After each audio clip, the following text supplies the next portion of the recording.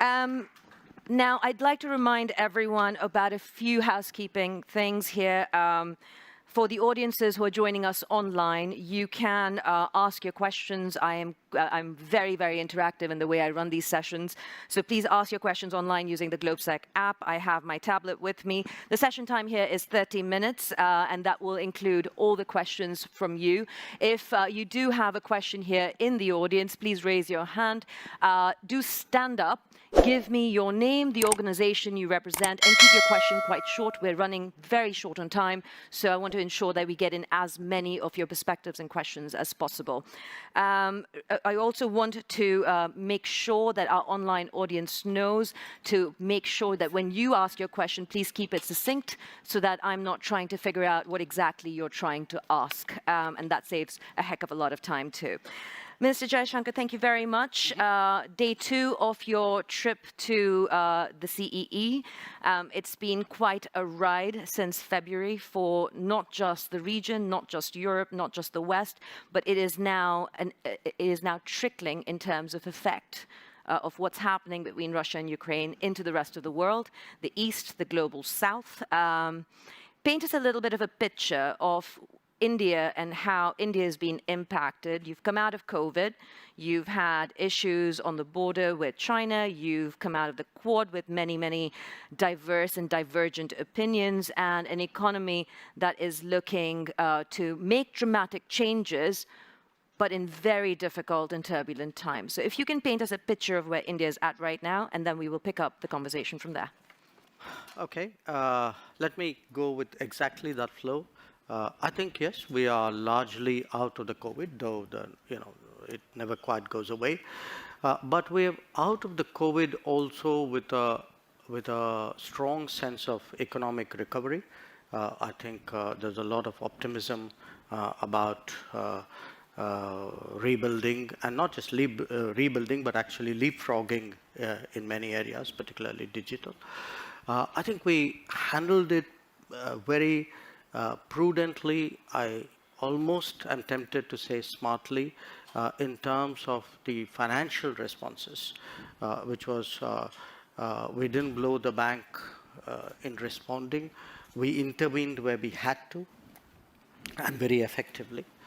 And at the moment, in a sense, the Modi government has just completed 8 years in office. And what we have done in those 8 years is really to, I would say, build almost, I would say, a social welfare society at a speed and a scale which the world hasn't seen. And in some ways, the COVID has actually hastened that. I mean, we are, for example, as an example, we are giving food support to 800 million people. And we've been doing this for more than 2 years. So that's like the population of the US and EU put together. We have a house ownership, publicly supported house ownership program, which covers about 115 million beneficiaries, which is almost like building houses for Japan. Or even if you look at terms of, this campaign, this program actually to replace firewood with gas cooking. It's impacted 80 million people. That's like changing Germany's kitchen in the space of a few years. So there's a lot going on there. And why I mention that is many of the global developments today have the potential of actually putting that under stress. Your second reference was to China. Yes, we are going through a particularly difficult patch in our relationship with China. We've had differences in the past, but we've never had a situation where, after 1962, where really agreements on not bringing forces to the border have been disregarded. A very large number of forces have been brought to the border. We've had a clash. People have died. And this has not happened now. It happened 2 years ago. So in a sense, it's a bit of a diversion, but it's also a useful reminder to Europe that there were other things happening in the rest of the world which sometimes Europe perhaps doesn't pay enough attention to. And there's also been Afghanistan, and what happened there, the circumstances in which the Western, particularly American military forces left finally. And now we have Ukraine, and coming into this region, it's a region which I know well. I have lived here in Budapest and in Prague. And it's a region which has been very helpful to us when we wanted to get 20,000 students out of Ukraine. Slovakia, Hungary, Poland, Romania, even Moldova. But I think it's also important for people in the region to realize how this is playing out in the rest of the world, that it is creating a huge fuel crisis, a food crisis, a fertilizer crisis, pushing inflation in low-income societies which don't have the margins really to absorb that. And so it can very quickly become political in many societies. I think that brings up an interesting question that's come in from an online audience member, which is relevant to this, this point that you make about the rest of the world versus right here, right now in Europe or in the West. How interested are the Indian people in the war in Ukraine? Is it a major concern? Is it a minor concern? And you've kind of alluded to the fact that it's affecting fuel, it's affecting food, but how interested is the populace itself? I think it's a major concern. It's a major concern for two reasons. Look, today our existence is very connected. I mean, everybody sees things on the television, on their phones, on the net. So wherever you are, and because bear in mind today India is a very digital society.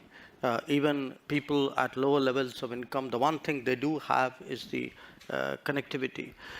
So there is a lot of awareness. I don't think anybody, everybody is, to put it mildly, disturbed at the conflict. They see the pictures, they see that happening. But the other part of it is begun to impact people's daily lives. That it's impacting the petrol cost at the bunk. It is impacting your wheat cost in your shopping. It will have impact for farmers to get along with sowing.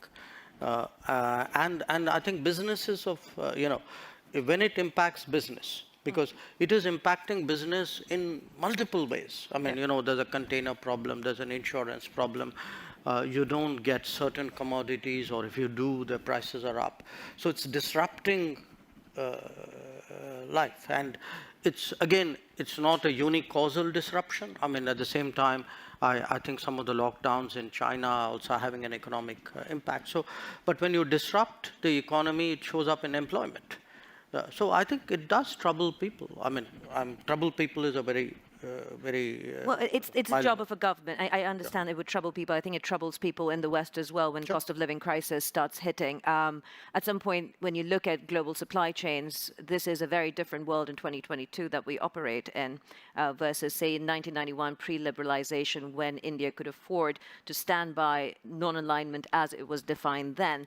I think a lot of critics would ask you the increase in your oil imports that have happened between 2021 and 2022, it's 9 times higher as of this month. You have been questioned in terms of that increased oil import from Russia, $95 a barrel for Russian oil, 119 approximately for Brent crude. Is that profiteering? Is that looking out for your own interest? What does that really mean for foreign policy in India? And how do you tie non-alignment with 9 times more oil imports out of Russia? How do you make the two meet? Well, look, first of all, I don't see a non-alignment oil connection at all. Today Europe is buying oil. Europe is buying gas. I just read the new package of sanctions.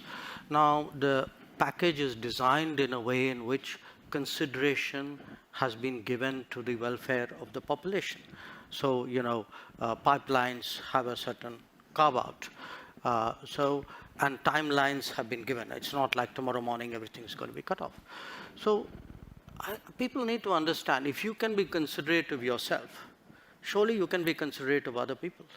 So if a Europe says, look, we have to manage it in a way in which its impact on my economy is not traumatic, that freedom or that choice should exist for other people as well. Now, in terms of our oil purchases, we don't send people out there saying, go buy Russian oil. We send people out there saying, go buy oil. Now, you buy the best oil you can in the market. So I don't think I would attach a political messaging to that.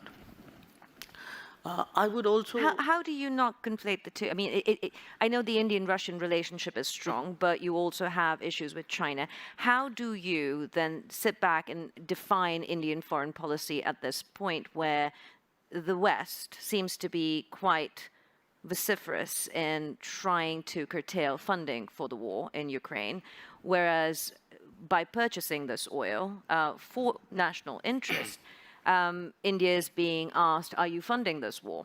So, look, I mean, I don't want to sound argumentative, but then tell me if buying Russian gas is not funding the war? I mean, why is it's only Indian money and oil coming to India which funds, but it's not gas coming to Europe which funds? I mean, look, somewhere, I mean, let's be a little even-handed out here. And even this, look, the whole narrative that it's gone up 9 times. I mean, it's gone up 9 times from a very low base. And it was a very low base because at that time the markets were more open.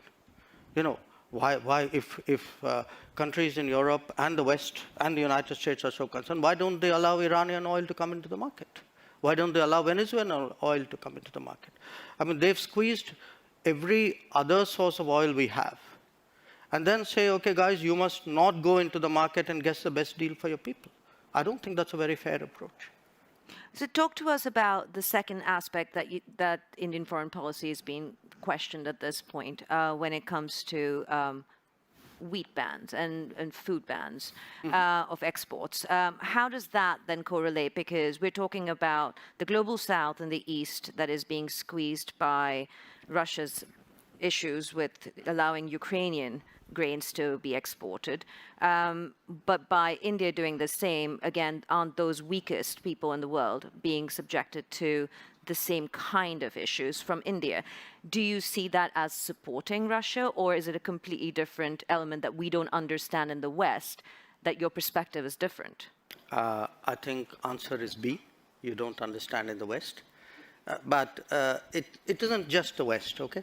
I don't think people understand because they're not actually tracking the trade. We have been exporting wheat, okay? Typically, we export about 2 to 3 million tons. Last financial year was a better year. We exported about 7 million tons. This year, before the heat wave hit us very badly, the expectation was that we would do substantial exports, and we were open. I mean, in fact, Prime Minister himself had said on various occasions, saying, look, we see that there's a food crisis in the world and we'd like to be of help. But what we then saw was a kind of run on our wheat, a large part of it done by international traders based out of Singapore and I think to some degree maybe Dubai. The result was actually the low-income countries, many of whom were our traditional buyers, like our neighbors, Bangladesh, Sri Lanka, Nepal. These are our traditional buyers, okay? Interestingly, the Gulf buys regularly from us. I heard Dr. Tedros in the earlier session talk about Yemen. Yemen buys from us. Sudan buys from us, okay? Now, what we saw was the low-income buyers were being squeezed out. The wheat was actually being stocked for being traded. So in a way, our goodwill was being used for speculation. Mm-hmm. So we had to do something to stop that because it was also impacting us at home. Our prices were going up. So I want to be very clear what we have done. We have actually said, look, we're not going to give speculators an open access to the Indian market so that the Indian customer and the LDCs of the world get the short end of that. Yeah. What we are still open to doing is where we see a kind of a deserving country wanting wheat, very glad to supply it within the realm of possibility. And just for the record, I think we've done this year wheat exports to about 23 countries.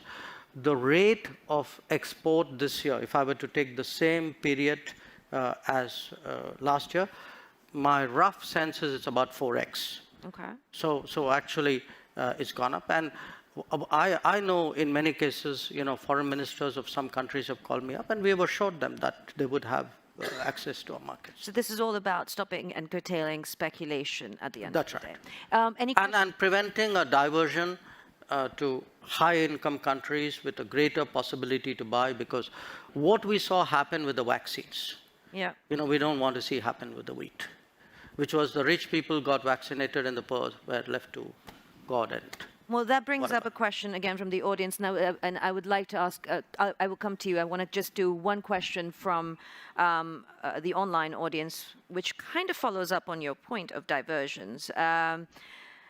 This person's asking, according to the Wall Street Journal, India is becoming a key point for transshipment of Russian oil to bypass sanctions. How does that serve India's foreign policy interests? I don't know. Does whoever wrote that knows what transshipment means?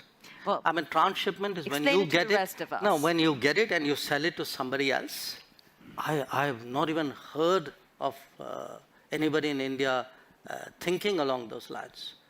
So yes, we do buy So Russian. you're saying the Wall Street Journal report is inaccurate, that they're quoting? Politely, yes. Okay. So I can say it less politely, India but is not a conduit to any Russian oil transactions. No, not at all. I mean, listen, please understand the oil markets. There's an enormous shortage of oil. There's a physical shortage of oil. Getting access to oil is difficult. I mean, a country like India would be crazy to get oil from somebody and sell it to somebody else. I mean, this is nonsense. So that is your question answered, and the minister's on the record. Yes, please. If you could stand up, give us your name and a brief question. Konstantin Eggert, freelance journalist from Vilnius, Lithuania. Dr. Jaishankar, with the Indian government essentially ignoring war crimes in Ukraine, not condemning Russia, not doing sanctions, Question. you then expect, I'm totally sorry, I know what I do, with India counting on global support for in its struggle with China, its issues with China. How do you think you'll be trusted by others after that? Why do you think anyone will help Delhi after you didn't help others over Ukraine? Thank you. You know, it's an interesting question which you might, I mean, not you, meaning you personally, but people might want to ask themselves, because if I were to take Europe collectively, which has been singularly silent on many things which were happening, for example, in Asia, you could ask, why would anybody in Asia trust Europe on anything at all?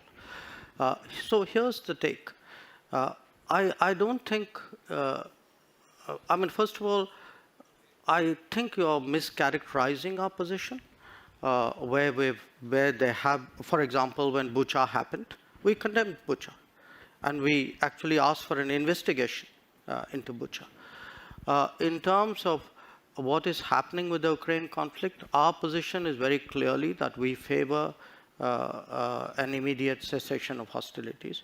It's not that we've ignored it, unless you call phone calls to Putin and Zelensky as ignoring something.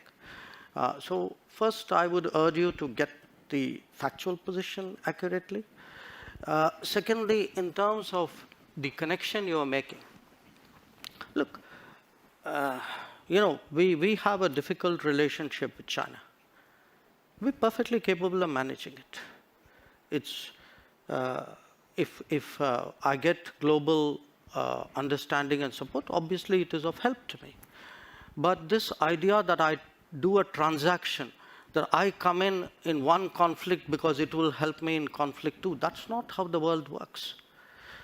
So a lot of our problems in China have nothing to do with Ukraine, have nothing to do with Russia. They predate it. And there are, I mean, if we are getting into who is silent on what issue at what point of time, I could point to a whole lot of issues on which, as I said, I mean, Europe has held its peace. So, I mean, it's a great polemical point you made. So I take it in that spirit. I think as a follow-up to that, a lot of the noises I've been hearing, both in the United States and here in Europe, is on a similar train, that you have a problem with China on the border. It's been going on for decades now. It is getting worse. What position does that leave you in when it comes to seeking support if further incursions are done, further skirmishes happen at the border or within the border, to kind of echo what's happening in Ukraine in terms of sovereignty issues that are being raised?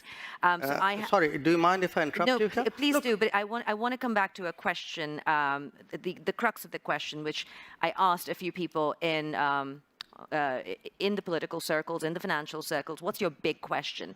And one of the foremost geopolitical strategists on Wall Street sent me this question for you. And the question is simple. If and when the choice comes down to it, not today, not tomorrow, but in the future, and she strongly believes it will, for India, will it become, in terms of support, the US or China? And that will be kind of a defining moment that comes out of the situation that we face with Russia right now. Look, number one, why I wanted to interrupt you in a way. I mean, I'm partly reacting to the previous observation. You know, somewhere Europe has to grow out of the mindset that Europe's problems are the world's problems, but the world's problems are not Europe's problems. That if it is you, it's yours. If it is me, it's ours. I think that's something, and I see, reflections of that. Again, in terms of, there is a linkage today which is being made. A linkage between China and India and what's happening in Ukraine. So come on, guys. I mean, China and India happened way before anything happened in Ukraine. So the Chinese don't need a precedent somewhere else in the world on how to, engage us or not engage us, or be difficult with us or not be difficult with us. So as I said, I mean, I just see this as frankly a not very clever argument, a very self-serving one. This idea that, your grand strategy must be about how you will choose. I will do what, as all of us do.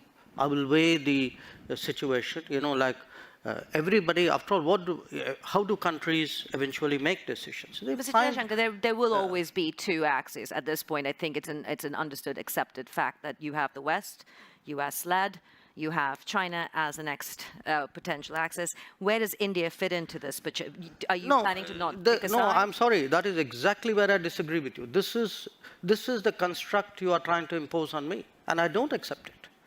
I mean, I don't think it's necessary for me to join this axis or not, and if I'm not joining this, I must be with the other one. I don't accept that.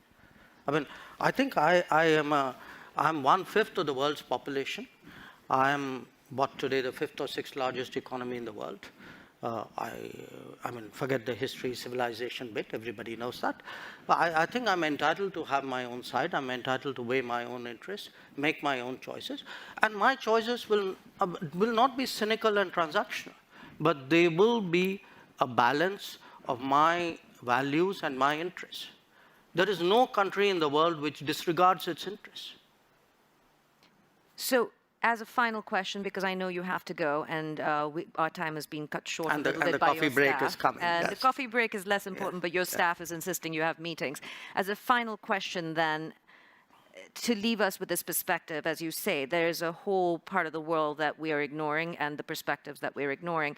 What will or what is India's position on the world stage? Because if you want to talk about 1/5 of the world's population, you cannot also sit on the fence when it comes to foreign policy matters. Non-alignment isn't plausible if you want to take your position on the world stage.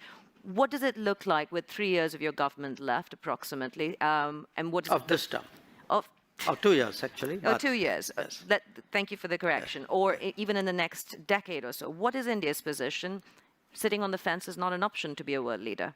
Look, I don't think we're sitting on the fence. Just because I don't agree with you doesn't make me sitting on the fence. It means I'm sitting on my ground. And my ground is actually, what are the big challenges of the world? Okay, big challenges of the world are climate change. I think I'm very critical to the solution. I can be an exemplar. I can be actually an arena for an enormous leapfrogging of green technologies. Look at terrorism. Look at the emergence of a world order. Look at security. Look at sustainable development goals. I mean, you take any and all of the big challenges of the world, some part of the answer either comes out of India, can be contributed to India. And again, I hate to say, it's a bit like a broken record, but look, a lot of things are happening outside Europe. We have, partly because of climate change, for a lot of humanitarian, natural disasters, humanitarian responses. In our part of the world today, a lot of people look to us to help out. The days when they expected Europe to come, which Europe did at the 2004 tsunami. The difference today is nobody's even thinking of that anymore. So the world is changing, new players are coming, new capabilities are coming, but a new agenda must come. The world cannot be that Eurocentric as it used to be in the past. And who will India play with? Will it be Europe and the US, or will it be China and Russia? Look, they're not exclusionary, but we are a democracy. We are a market economy. We are a pluralistic society. We have laws and contracts. We have positions on international law. So I think that should give you a fair part of the answer. After all, you began the question with a reference to the Quad. Even though we didn't get much time to talk about it, but the fact that you have today a grouping like the Quad, we just had its summit in Tokyo, where very important decisions were made on connectivity, on telecommunications, on supply chains, on cybersecurity, on maritime domain awareness. It should tell you something, which direction we're going. So again, I urge you that don't use necessarily a caricature version of one situation as a yardstick to pass a sweeping judgment. Because even on Ukraine, do reflect on this point. Somewhere at some point, surely the conflict has to end. Somebody will have to, a set of people, it cannot be a single country, probably not, will have to engage the players. It is our collective interest to find some kind of resolution, unless you're throwing up your hands and say this is not fixable. So at that point, I think people will need us. Says a diplomat, a career diplomat turned politician, learn diplomacy and keep going with it. Thank you very much, Minister, for joining us, and thank you all for being part of this conversation. Please give him a round of applause. Okay. We're taking a quick break.